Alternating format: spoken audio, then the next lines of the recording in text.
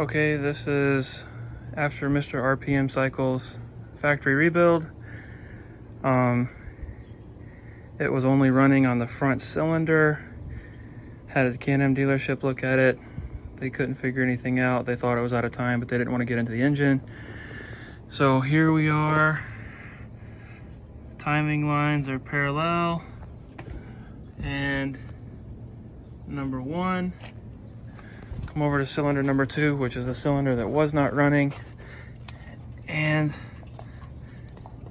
timing lines are right there.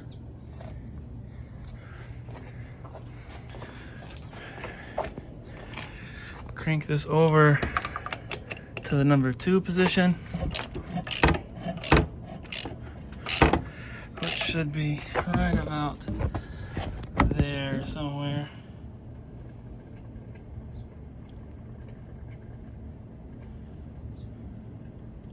There's number 2.